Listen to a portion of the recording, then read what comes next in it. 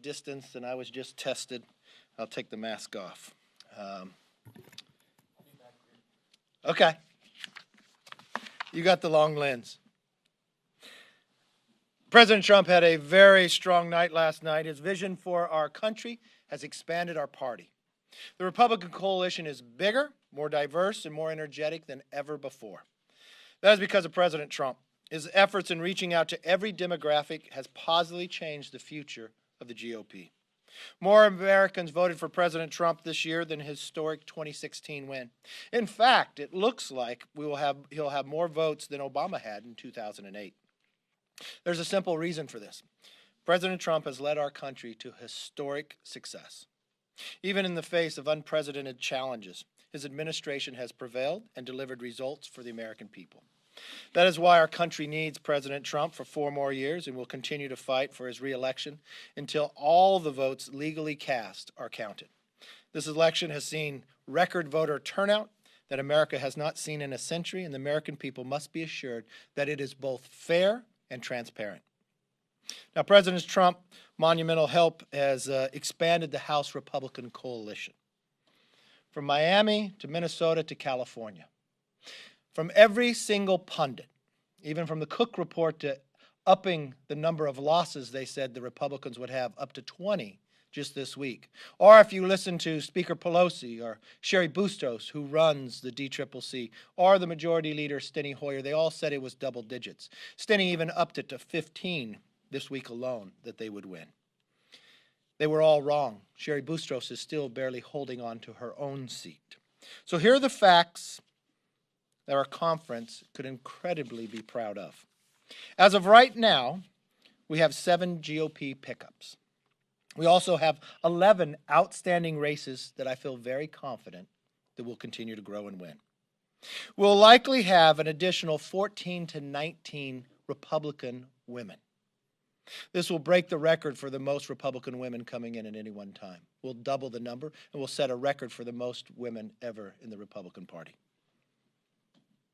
We'll likely be adding 6 to 9 minorities to our conference, from Florida to New Mexico to Texas, to Oklahoma to California.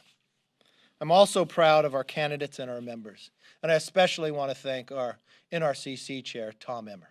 Not only did he win all those special elections that he played in throughout the year.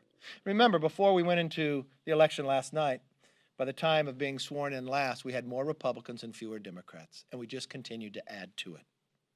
Now, I've heard for months from the pollsters and the media about how Republicans were going to lose more seats and cling to shrinking coalitions. We expanded this party that reflects America, that looks like America, and thanks. I think the rejection that we saw last night from the Democrats was that America does not want to be a socialist nation. I think the other rejection that we saw, we watched the Democrats promise if they would be given the power to have the majority, that they would act different, that they would solve problems, and they wasted their majority. So we look forward to continuing to work for the American public, our commitment to America, that we will renew, rebuild, and restore this nation is what our commitment is and will be. I don't know at the end of the day what will happen in the Democratic Conference. I don't know at the end of the day. I know the vote on the floor is difficult for Speaker. I know there was a number of people who did not vote for her last time, and as our numbers continue to grow, I think at the end of the day, no matter where we end up, that we'll be able to have a very big say or even run the floor when it comes to policy. With that, let me open up for questions. Yes, ma'am. Have you spoken to the president? How is he feeling? Do you have any expectations? Talk to the president. The president feels good. I think when you look at a lot of these, one thing I will say last night, I have no statistical data of others. I think a lot of the networks probably called Arizona too soon when I'm looking at what the data is coming back. I would put Arizona back in the column of undecided right now. I think he looks very good in Pennsylvania. Michigan, I think we can watch, is going to come very close, but I think the president has an opportunity to win that. I think at the end of the day, the president will be elected for 4 more years. Yes? Last night's votes were still being counted. The president said, this is a fraud on the American public. This is an embarrassment to our country. Do you think the president should be sowing doubt about the integrity of our elections? Your questions never change. No, I know. Your questions never change. That's what he said last night. Okay. No, I'll What's give you the my reaction? answer. Should he be slowing down? Your questions never change. I think that what the president wants to see is that every legal vote gets counted, and that's what we're walking through right now. He So, also said they should stop counting votes. I mean, a lot of races, House races, they're still counting votes. Do you agree with the president? Should they stop counting votes, even ones that were cast before the deadline? again, your questions never change. So let me go through what the president said and what the president meant in the question.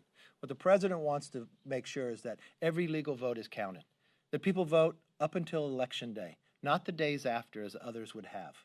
That's what the president refers to. I don't think people should be able to vote today, and I would think every other American would feel that exact same way. And that's exactly what the president was expressing.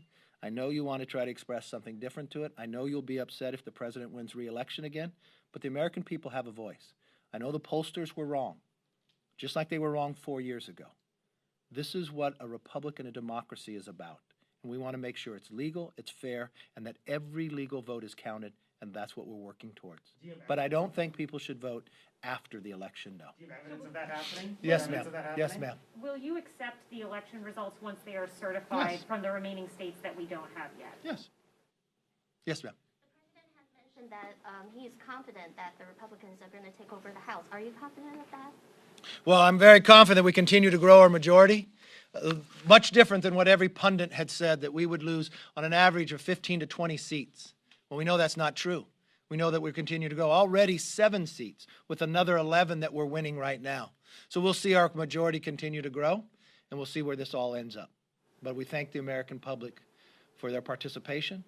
We thank them for participating in this campaign. And now it's the time to govern as we finish out making sure every legal vote is counted, and that the campaign is fair, and the election will be shown by all Americans. Thank you very much, and God bless. Any evidence of voter fraud?